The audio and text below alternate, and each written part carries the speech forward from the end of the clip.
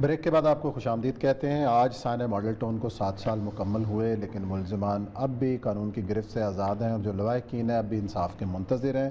اور یہ سب ہم نے اس پروگرام کے اندر بھی پہلے یہ کہا تھا کہ جب تک سانحہ ماڈل ٹاؤن کے ملزمان کو سزا نہیں ملتے انصاف اس ملک میں نہیں ہوگا۔ لیکن جنہوں نے انصاف لینا تھا، کیا وہ کوئی پیچھے ہٹتے نظر نہیں آئے آپ کو؟ کچھ دیکھیں، پہلی بات تو یہ ہے کہ اس طرح کے جتنے بھی جرم ہوتے ہیں نا، یہ اسٹیٹ کی رسپانسبلٹی ہوتی ہے۔ ایک آدمی کا سارا گھر اگر مر جاتا ہے، کوئی اس کا مقدمہ لڑنے والا نہیں کرے گی اس کو، لڑنے والا نہیں، تو پھر کیا ہوگا؟ ایک آدمی کمزور ہے، اس کو ہراس کیا جاتا ہے، وہ مقدمے میں لانے کون اس کا والی وارث ہے؟ یہ کوئی بہانہ نہیں ہے کہ ہمارے پیچھے پرسو کرنے والے نہیں تھے۔ یہ جرم آپ کے کھاتے میں ہے۔ نہیں تو عدالتوں میں مقدمات تو موجود ہیں، پھر کیوں نہیں آگے؟ مسئلہ سارا یہ ہے کہ پاکستان میں جب سے یہ ملک بنا ہے اور اس سے پہلے بھی 1919 میں ایک بنیاد رکھ دی گئی تھی کہ ہم جلیانوالہ باغ میں گولی چلائیں گے اور جس نے بدلہ لینا ہے ڈائر کا، وہ پستول بکھے اپنی کتاب میں، انگلینڈ کا ٹکٹ کٹوائے، پارلیمنٹ میں جائے اور اس کو جا کے قتل کرتے ہیں۔ ہم کچھ نہیں کرنے والے۔ اچھا جی، خرم نواز گنڈا پور صاحب پاکستان عوامی تحریک کے سیکرٹری جنرل ہیں، انہوں نے جوائن کیا ہمیں۔ آج بھی مظاہرہ تھا عوامی تحریک کا۔ السلام علیکم گنڈا پور صاحب۔ وعلیکم السلام، کیا حال ہے جی؟ اللہ کا شکر ہے جی۔ اچھا خرم صاحب، یہ بتائیے گا کہ 7 سال گزر گئے، اس 7 سال کے دوران پیش رفت کہاں ہوئی؟ کس جگہ پہ رکا ہوا کہاں ہے؟ کچھ بتائیں ہمارے ناظرین کو جو شاید بھول ہی گئے ہیں کہ سانحہ ماڈل ٹاؤن بھی کوئی سانحہ ہوا تھا، یاد کرائیں اس قوم کو۔ جی بسم اللہ الرحمن الرحیم۔ دیکھیے جی، اس میں 2 چیزیں ہیں۔ ایک تو یہ ہے کہ کوئی بھی جب جرم کمٹ ہوتا ہے تو پہلی چیز ہے انڈیپینڈنٹ انویسٹیگیشن۔ ٹھیک۔ اب شہباز شریف صاحب نے قانون کا فائدہ اٹھاتے ہوئے، جو ہمارا کرمنل لا ہے، اس میں ایک ایف آئی آر ایک انسیڈنٹ کے بارے میں درج ہو سکتی ہے۔ 17 جون کا انسیڈنٹ بھی پولیس نے کرایا اور درج بھی F I R Model Town میں ہمارے کارکنوں کے خلاف پولیس نے درج کرائی ایف آئی آر۔ ٹھیک۔ اور پھر کمال خوبصورتی سے شہباز شریف صاحب نے ایک جے آئی ٹی بنائی۔ جے آئی ٹی نے صرف پولیس والوں کو ایگزامن کیا، جو شہداء تھے ان کو ورثاء کو نہیں ملے، جو زخمی تھے ان کو نہیں پوچھا، موقع پہ نہیں آئے اور جے آئی ٹی نے رپورٹ پیش کر دی اور ہم کو ہی مجرم ٹھہرایا۔ اب اس کے بعد کیا ہوا کہ ہم نے احتجاج کیا کہ بھائی ہماری نیریٹو، ہماری سائیڈ آف دا سٹوری بھی تو سنی جائے۔ وہ ہماری سائیڈ آف دا سٹوری باوجود ہائی کورٹ کے ڈائریکشنز کے حکومت نے ایف آئی آر درج نہیں کی۔ پھر دھرنا ہوا، آپ کو معلوم ہے، دھرنے کے نتیجے میں چیف آف آرمی سٹاف نے انٹروین کیا، پھر ایک ایف آئی آر ہوئی۔ پھر ڈیٹائی دیکھیے کہ جب دوسری جے آئی ٹی بنائی، حالانکہ اسلام آباد میں ایگریمنٹ ہوا تھا کہ یہ جو دوسری جے آئی ٹی بنے گی، اس میں پنجاب کا کوئی رہائشی اس کو ہیڈ نہیں کرے گا۔ ٹھیک ہے۔ تو انہوں نے کوئٹہ سے چیمہ صاحب کو بلایا جو گجرانوالہ کے رہائشی تھے اور جن کا خاندان ان کا بہت قریب ہے، اور کہا کہ یہ تو بلوچستان کے ہیں۔ تو ہم نے کہا کہ جی یہ کیسے بلوچستان کے ہیں؟ تو یہ تو مذاق ہے انصاف کے ساتھ۔ تو پھر ایک دوسری جے آئی ٹی ہوئی، اور جس میں میں نے کئی بار ٹی وی پہ بھی یہ کہا کہ جو جے آئی ٹی کا ہیڈ آپ کو سلوٹ کرتا ہے، آپ کا دروازہ کھولتا ہے، آپ کو چائے پلاتا ہے، آپ کے بیان لینے سے پہلے اس کی آزادی کتنی ہے اور how independent is that J I T. ٹھیک ہے۔ اب ہم پھر وہ بسما جو جن کی والدہ شہید ہوئی تھی، وہ گئی سپریم کورٹ میں۔ سپریم کورٹ میں ایک فل بینچ نے سنا۔ فل بینچ میں پی ٹی آئی کی گورنمنٹ نے کہا کہ ہاں جی ہم جے آئی ٹی نئی بنانے کو تیار ہیں۔ نئی جے آئی ٹی بنائی گئی۔ نئی جب جے آئی ٹی بن گئی، راجہ صاحب کی قیادت میں، اس جے آئی ٹی نے آ کے جب اپنی ساری انویسٹیگیشن کر لی تو ایک کانسٹیبل اٹھا، یعنی شہباز شریف، نواز شریف، رانا ثناء اللہ سب پیش ہوئے جے آئی ٹی کے سامنے، بٹ وین دے ریئلائز کہ جے آئی ٹی کے حالات ٹھیک نہیں جا رہے، تو ایک کانسٹیبل اٹھا، اس نے لاہور ہائی کورٹ میں آ کے اسٹے آرڈر کی درخواست دی، جس پہ لاہور کے چیف جسٹس صاحب نے جے آئی ٹی کی کام کو سسپینڈ کر دیا۔ اچھا۔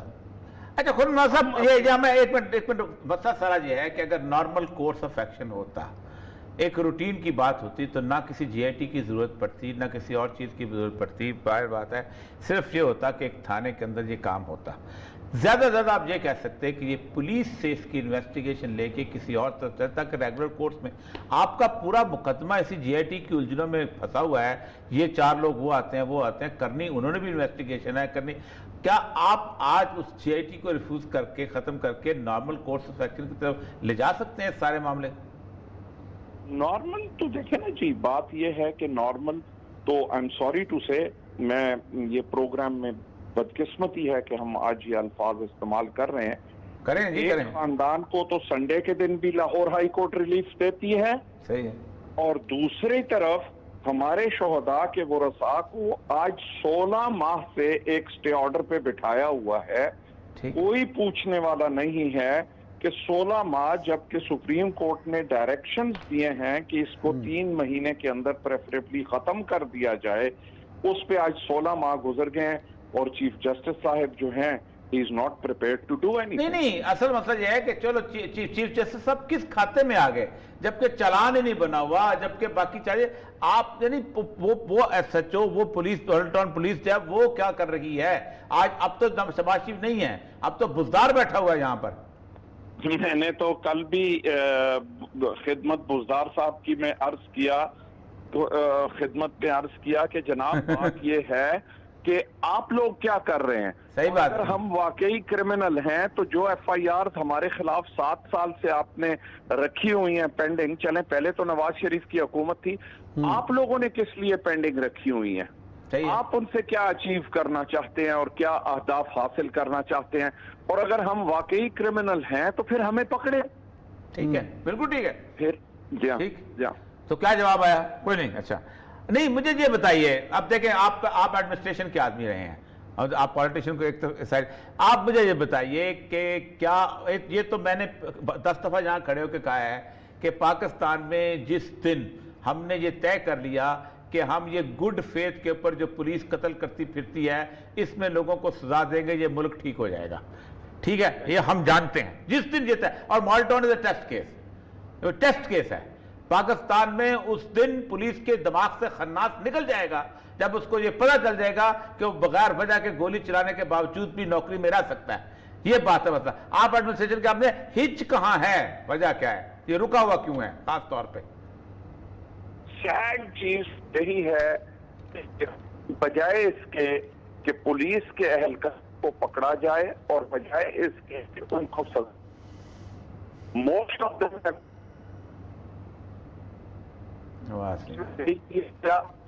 جو ہم نے پہلے ہم نہیں دے سکے تھے کیونکہ ہم کو کسی جے آئی ٹی نے بلایا ہی نہیں. جب ہم نے تھرڈ جی ٹی کے پاس وہ ایویڈنس پیش کیا تو ان کے تو ہوش اڑ گئے، کیونکہ ہم نے توقیر شاہ صاحب کی کالز کی ڈیٹیل بتائیں، رانا ثناء اللہ صاحب کی کالز کی ڈیٹیل بتائیں، شہباز شریف صاحب جو S M S messages receive کر رہے تھے ان کا بیان بھی سب کچھ سامنے ہے، سارا کچھ ہوا.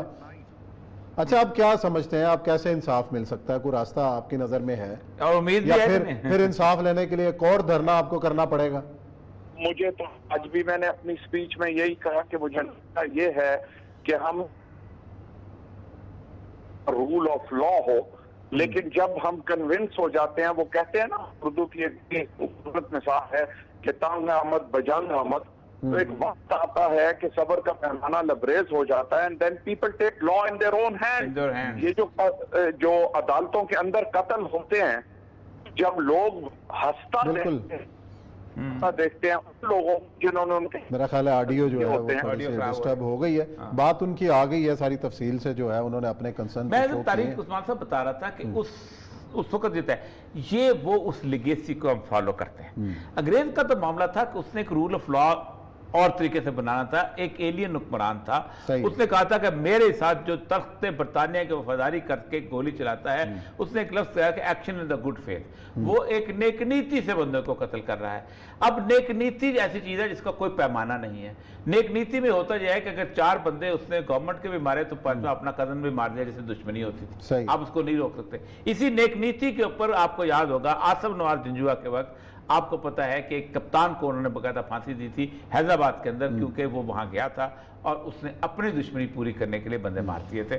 نیک نیتی کوئی پیمانہ نہیں ہوتی، کیونکہ جو چیز ناپی نہ جا سکے۔ جرم ہے، پولیس والا کرتا ہے تب بھی جرم ہے، ایک عام آدمی بھی کرتا ہے۔ تو یہ ہے ٹیسٹ کیس پاکستان کی انصاف کے معاملات کے اندر۔ اگر آپ نے یہ کر لیا تو ٹھیک، ورنہ آپ ایسے روتے اللہ ہی حافظ، روتے رہیں گے، روتے رہیں گے۔ 7 سال گزر گئے ہیں، مزید کئی سال گزر گئے، ہاں ایک نہیں کئی 7 سال گزر جائیں گے۔ چلیں ناظرین، یہ بریک لیتے ہیں، بریک کے بعد آئیں گے اور 2 اہم ایشوز، ایک تو پیوٹن صاحب ملے ہیں بائیڈن صاحب سے، کیا بات چیت ہوئی ہے، ایک اور ہمارا یہاں کا ایشو ہے کہ والٹن ایئرپورٹ کو منتقل کیا جا رہا ہے، کہاں منتقل کیا جا رہا ہے، کیا شکوے شکایات ہیں، وہ سنیں گے بریک کے بعد۔